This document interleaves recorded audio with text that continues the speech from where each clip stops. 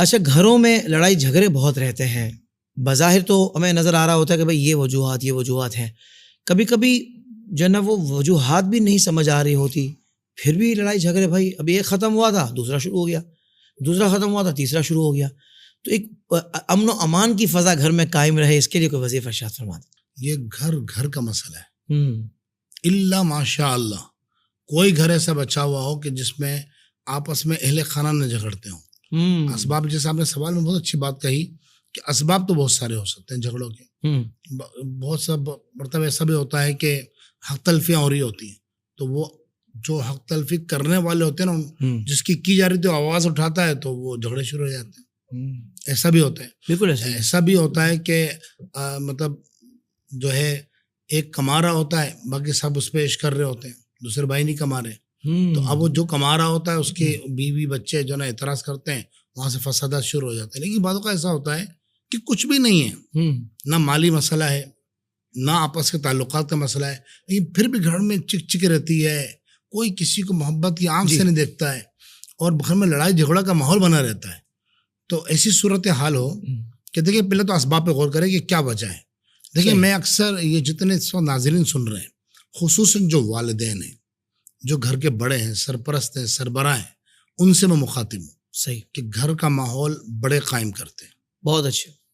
ہمارے یہاں ایک تعداد ہے بڑوں کی جو بدتمیزی کرتے ہوئے نظر آئیں گے، گالیاں بکتے ہوئے نعوذ باللہ گھر میں نظر آئیں گے۔ ہم نیت کریں کہ ہم بد کلامی نہیں کریں گے، گھر میں ایک دن کا بھی بچہ ہونا آپ اس کو بھی ادب سے بولیں، واہ واہ واہ، بچوں کی امی کو ادب سے بولیں۔ آپ ہمارے یہاں یہ ذہن نہیں ہوتا، بیوی کا تو طلاق سے بات کرتے ہیں، کیا بیوی کا بھی ادب کریں گے صاحب، مطلب یہ ذہن ہوتا ہے؟ ہاں اب اندر سے اللہ اکبر۔ اچھا میں سمجھا مجھے روک رہے ہیں شاید۔ اچھا میں واقعی حضرت یہ پکے ہوئے ہیں حضور، پکے ہوئے ہیں، یہ واقعی اسی طرح پوچھتے ہیں کیا بیوی کا ادب کریں گے؟ جہالت ہے نا حضرت۔ اللہ سرکار دو عالم صلی اللہ علیہ وسلم عائشہ رضی اللہ تعالیٰ عنہ فرماتی ہیں، آپ فرماتی ہیں نبی کریم علیہ الصلوۃ والسلام کے اخلاق اور کردار کے بارے میں جب پوچھا گیا نا، یہ وہ زمانہ تھا جب حضور علیہ الصلوۃ والسلام دنیا سے ظاہری پردہ فرما چکے تھے۔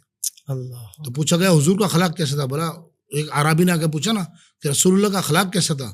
فرمایا حضور کا اخلاق دیکھنا قرآن پڑھ لو، اللہ قرآن پڑھو، یہ رسول اللہ کے اخلاق ہے، حضور کا کردار ہے۔ سبحان اللہ۔ تو لہٰذا جتنے بڑے ہیں نا، میں ان سے درخواست کروں گا کہ آپ مطلب افہام و تفہیم سے، یہ نہیں کہ بس جو مسئلہ ہو گیا آپ نے گالی گفتار کی، دے ماڑ سارے چار، سمجھائیں اس کو، اور بر وقت جو ہے نا سرزنش بھی کریں، اگر آپ کو لگے کہ یہ سمجھانے کا موقع سمجھائیں بھی۔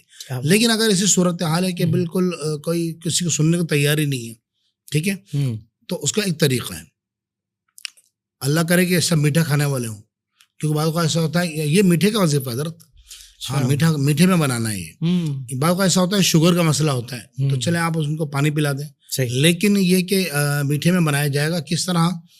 جیسے چینی کی پلیٹ آپ نے دیکھی ہے چاٹ وغیرہ جس میں ملتی ہے، جی اس طرح کی، اس کو یہ چینی کی پلیٹ کھلاتی ہے نا، عام بازار میں مل جاتی ہے، آپ جا کے کروکری والے کو بولیں گے چینی کی پلیٹ دے دیں تو وہ سمجھ جاتے ہیں چینی چڑھی ہوتی ہے اس کے اوپر، تو وہ مٹی کی پلیٹ، چینی میں چڑھی ہوئی پلیٹ لے لیں آپ، اور اس کے اوپر زعفران سے یا زردے کے رنگ سے آپ لکھ لیں، کیا لکھنا ہے؟ بسم اللہ الرحمن الرحیم، زبر زیر لگانے کی ضرورت نہیں ہے، نقطے لگیں گے، زبر زیر لگانے کی ضرورت نہیں ہے، بسم اللہ الرحمن الرحیم، اطیعوا اللہ و اطیعوا الرسول، بس اطیعوا اللہ و اطیعوا اللہ اطیعوا الرسول۔ آپ گوگل پہ سرچ کریں گے تو آپ کو لکھا کے دے دے گا کیسے لکھا جائے گا، بالکل ٹھیک، قرآن پاک میں ایک سے زائد مقام پر آیا ہے، صحیح، بسم اللہ الرحمن الرحیم اطیعوا اللہ و اطیعوا الرسول، ایک بار لکھنا ہے۔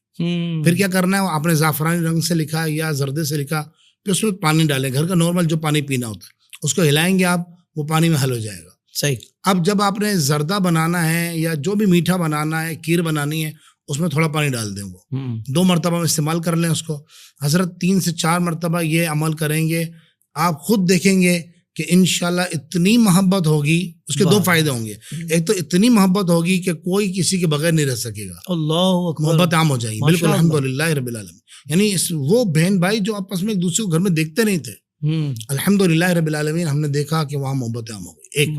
دوسرا کیا ہوگا کہ چھوٹے جو ہے نا وہ بڑوں کی اطاعت کرنے لگیں گے اس وظیفے کی برکت سے، تو یہ آپ عمل کریں تو شربت میں ملائیے، اللہ نے چاہا انشاءاللہ سب شیر و شکر ہو جائیں گے انشاءاللہ۔ واہ واہ واہ واہ واہ بھائی، شروع سے لے کر آخر تک مفتی صاحب نے میٹھی بات کی، مطلب آخر میں بھی شیر و شکر ہے، اس میں بھی شکر آ گئی. سبحان اللہ. اللہ آپ کو جزائے خیر دے. بس یہ کہ واقعی عمل کی ہمیں اگر توفیق مل جائے نا تو پھر دیکھیے گا گھر کا ماحول کیسا مدینہ مدینہ ہو جائے گا انشاءاللہ.